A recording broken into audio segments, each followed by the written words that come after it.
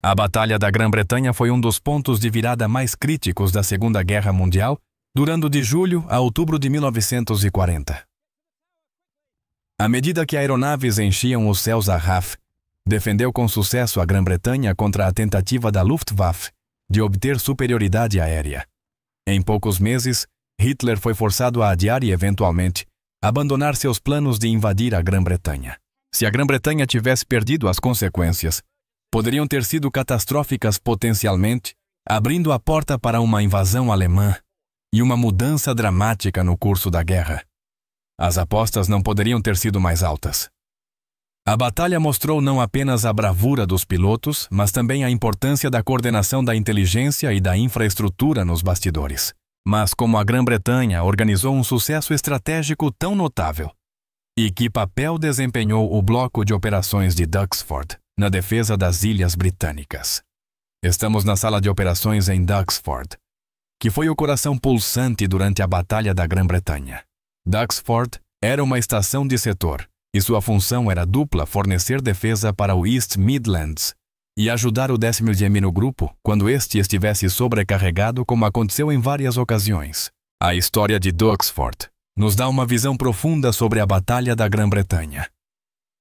Antes de tudo, revela que se tratava de uma infraestrutura complexa, não se lidava apenas com pilotos, e pode-se argumentar que a própria sobrevivência de Duxford refletia a profundidade defensiva da RAF.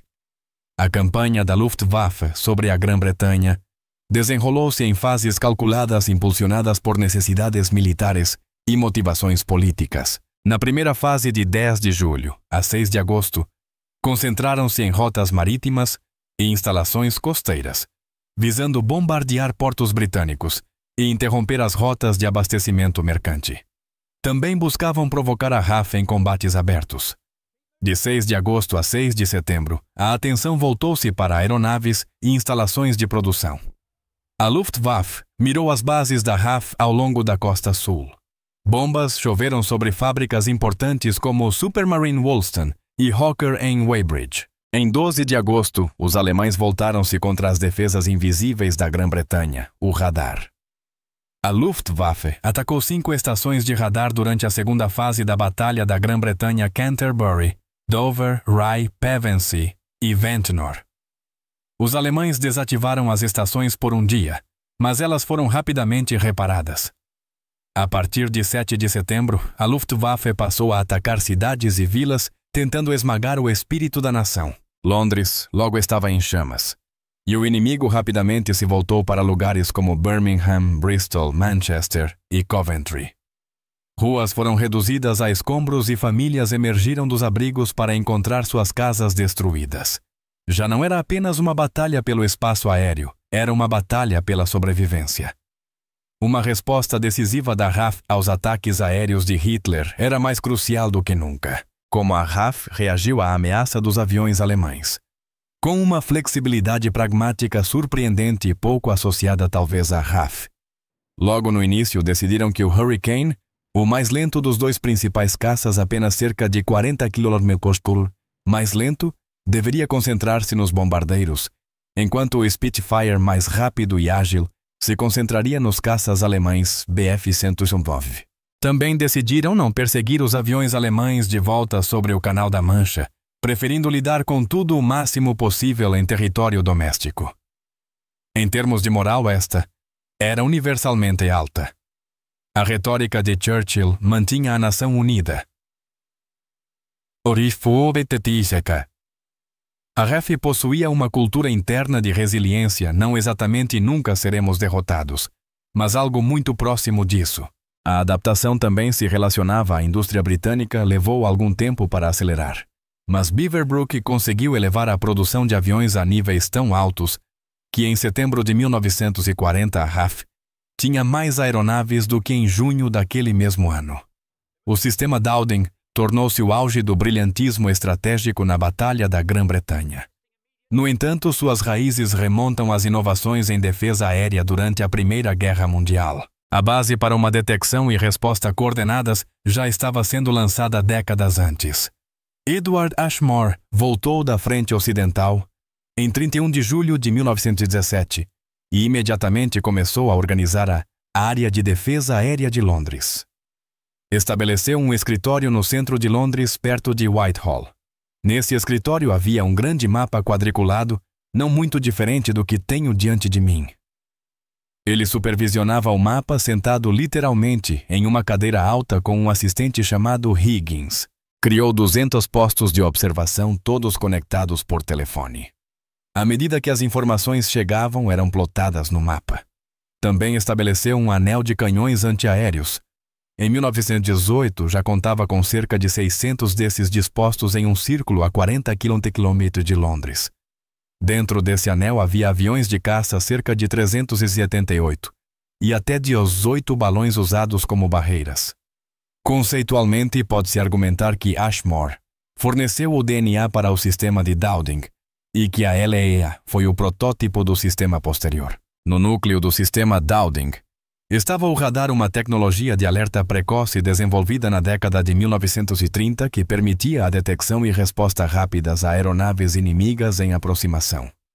O sistema combinava a inteligência de radar com relatórios do Royal Observer Corps e transmitia as informações por uma cadeia de comando clara, permitindo aos controladores direcionar os pilotos de caça de forma rápida e eficaz. A integração do radar no sistema Dowding tornou-se fundamental para a chance de vitória da Grã-Bretanha.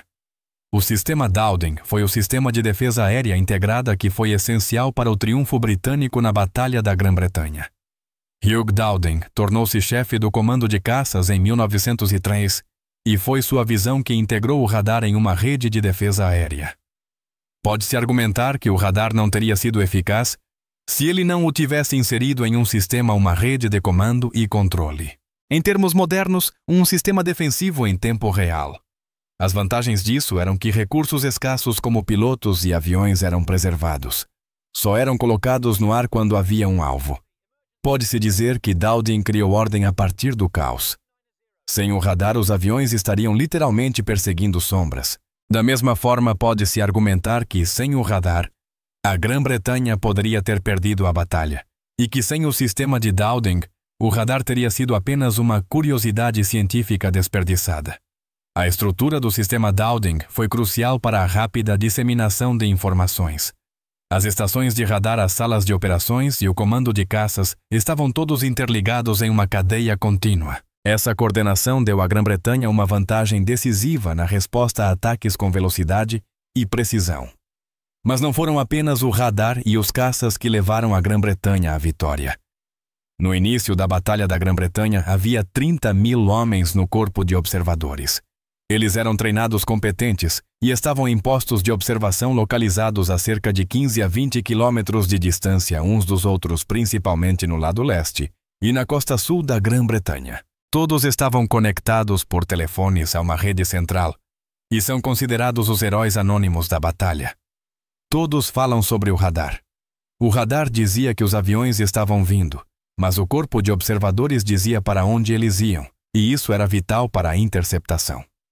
Foi formado um comando antiaéreo, em 1º de abril de 1939, sob o comando do general Pyle. Ele dispunha de cerca de 1.200 canhões antiaéreos de grande calibre e 200 de menor calibre. Os grandes podiam atingir até 9 metros de altitude, os menores até 6.000. Havia também 3.932 refletores de busca e os dois sistemas trabalhavam juntos. Há algum debate, mas há fontes que sugerem que 219 aviões alemães foram abatidos até o final da batalha. O comando de balões foi formado em 1º de novembro de 1938, sob o comando de Tudor Boyd, e dispunha de 693 balões.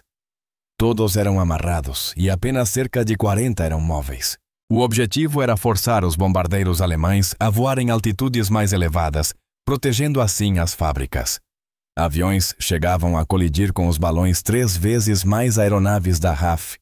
Caíram ao colidir com eles do que da Luftwaffe. Ainda assim, Dowding considerava o risco válido para evitar bombardeios em baixa altitude. Toda a rede era comandada a partir de Bentley Priory, a sede do comando de caças que controlava todo o sistema. No verão de 1940, a Grã-Bretanha possuía o primeiro sistema integrado de defesa aérea do mundo.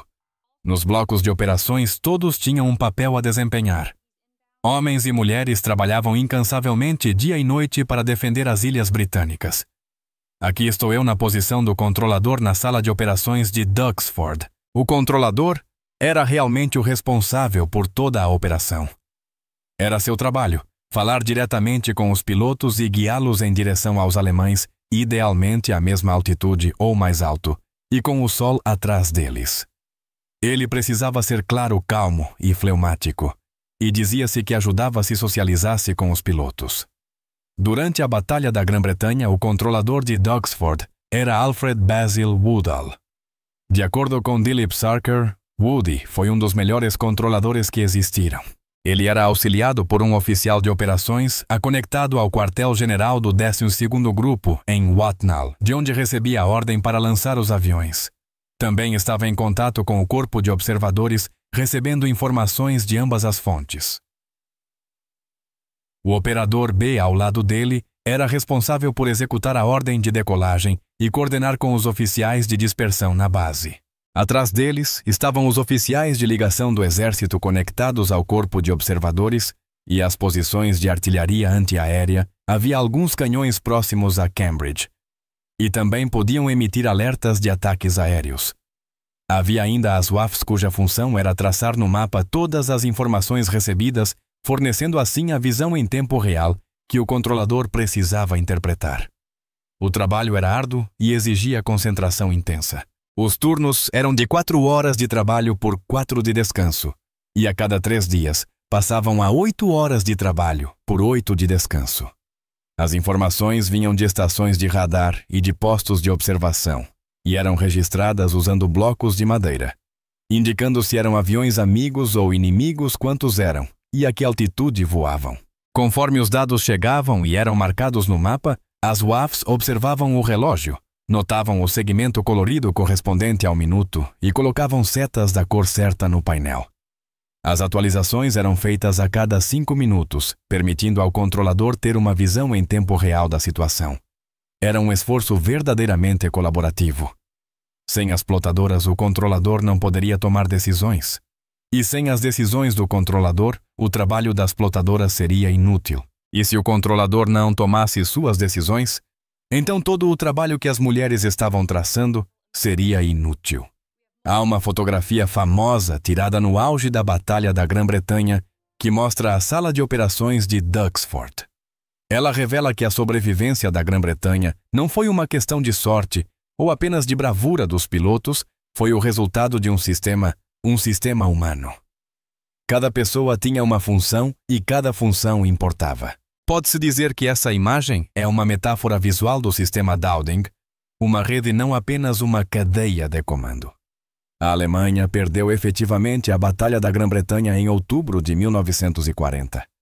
Após meses de combates aéreos intensos, a Luftwaffe não conseguiu alcançar a superioridade aérea sobre a RAF, um requisito essencial para a planejada invasão de Hitler, conhecida como Operação Leão Marinho. A vitória britânica foi moldada pela resiliência estratégica da RAF e pela incapacidade da Luftwaffe de atingir seus objetivos. O bloco de operações de Duxford representa o brilho prático por trás da defesa aérea britânica. Sua contribuição foi fundamental para inverter o curso da ofensiva alemã. O sistema defensivo foi transformado pelo sistema Dowding.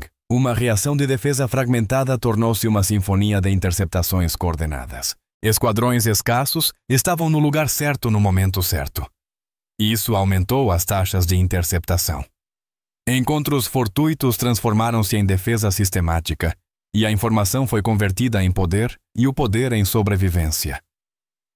A retórica de Churchill ecoava de Inverness a Duxford, e a RAF estava plenamente consciente desse papel simbólico. O futuro da Grã-Bretanha dependia de seu desempenho, e eles fariam tudo o que pudessem para corresponder a essa responsabilidade. Salas de operações como a de Duxford são cruciais para o legado da Batalha da Grã-Bretanha, garantindo que os sacrifícios feitos há 85 anos não sejam esquecidos e permaneçam vivos na memória coletiva do povo.